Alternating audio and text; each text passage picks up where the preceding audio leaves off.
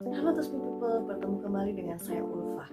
Di video kali ini saya akan membahas salah satu buku yang saya baca dari Ikusnas. Jadi saya tetap mendapatkan buku-buku yang memang oke itu dari Ikusnas, Sangkaan Digital Nasional. Nah, buku yang saya akan bahas di sini yaitu mengenai perencanaan suksesi, urgensi, model, dan implementasi. Karangan Betty Riandini dan Abdul Bari. Nah, buku ini mencakup mengenai beberapa hal terkait dengan masalah suksesi. Seperti sudah kita ketahui bahwa di perusahaan-perusahaan atau di korporasi, suksesi itu penting untuk menjaga kelangsungan bisnis, kelangsungan dari perusahaan itu sendiri. Nah, urgensinya apa ketika ada perencanaan suksesi ini? Urgensinya yang pasti adalah untuk mempersiapkan talent pool, untuk mempersiapkan orang-orang yang terbaik dan layak untuk menempati posisi kunci, posisi yang memang penting di perusahaan tersebut. Kenapa hal ini tidak mudah untuk dilakukan? Yang pertama, ada berbagai macam kepentingan ketika kita mau merencanakan suksesi, dan ini tidak mudah. Yang pertama adalah kita tidak mengetahui, sebagian besar perusahaan-perusahaan itu tidak mengetahui mulai startnya dari mana sih untuk merencanakan suksesi ini. Kemudian yang kedua adalah kita dianggap tidak loyal dengan atasan karena dia masih menjabat tapi kita sudah persiapkan dia untuk mencari penggantinya. Tentunya hal-hal yang memang ini dianggap tidak etis ya, tapi perlu kita lakukan apabila ingin menjaga kelangsungan bisnis, kelangsungan dari perusahaan itu sendiri. Kemudian membutuhkan waktu juga nih, kesulitannya membutuhkan waktu untuk concern di perencanaan suksesi, karena saat ini kita juga selalu disibukkan dengan kegiatan atau aktivitas organisasi, tentunya membutuhkan waktu yang tidak sedikit juga untuk kita memilih kandidat, kemudian menciptakan talent pool dan mempersiapkan kandidat ini supaya dia bisa lebih siap lagi. Tapi kalau misalnya kita juga tidak adakan suksesi ini, kita abai dengan suksesi ini pada saat orang-orang kunci itu hilang, bisa jadi karena meninggal dunia, atau misalnya bisa juga karena dia itu mutasi atau dia itu mengundurkan diri. Nah, ini yang akan membuat kita itu kewalahan untuk mendapatkan gantinya. Bisa jadi penggantinya itu kita dapatkan dengan segera, tapi bisa juga tidak.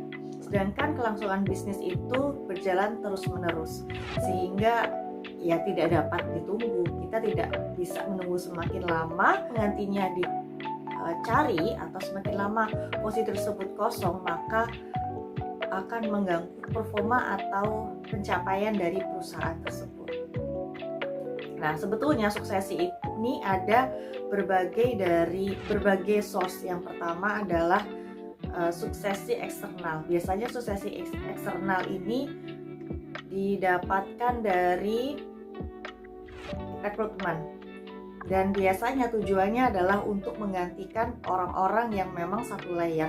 Bisa jadi untuk mendapatkan staf pengganti, biasanya untuk menggantikan posisi yang terbawah. Misal ada karyawan staf yang dia itu resign, kemudian kita rekrut baru dan menggantikan karyawan yang resign ini, atau statusnya adalah replacement, penggantian. Itu adalah suksesi eksternal. Nah, kemudian yang kedua ada juga suksesi internal. Suksesi internal ini kita dapatkan masih di level bawah, tetapi kita ambil dari posisi yang selevel, posisi yang sama.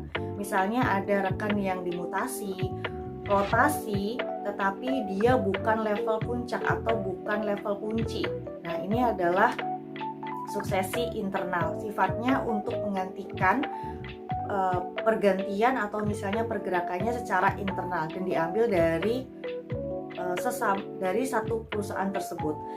Dan yang terakhir adalah suksesi kepemimpinan. Suksesi kepemimpinan inilah yang memang kita ambil untuk menggantikan posisi-posisi kunci atau posisi-posisi puncak yang levelnya itu cukup tinggi, seperti di level manajerial, senior manager, atau di posisi yang lebih tinggi lagi.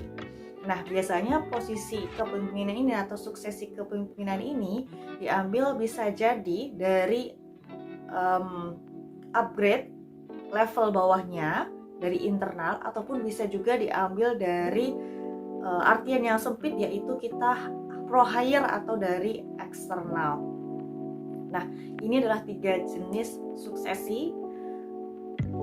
Sebetulnya suksesi itu apa? Nah, kita kembali lagi ya, setelah kita berbincang lebih banyak mengenai suksesi atau suksesor, Japan suksesi adalah salah satu proses untuk kita menciptakan talent pool, menjaga keberlangsungan organisasi.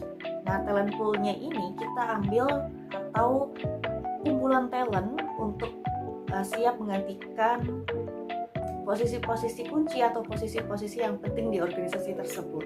Dan ini yang tadi saya sebutkan di awal, prosesnya tidak mudah, prosesnya tidak cepat, dan prosesnya membutuhkan waktu serta konsentrasi yang memang cukup menyita ya, cukup panjang seperti itu.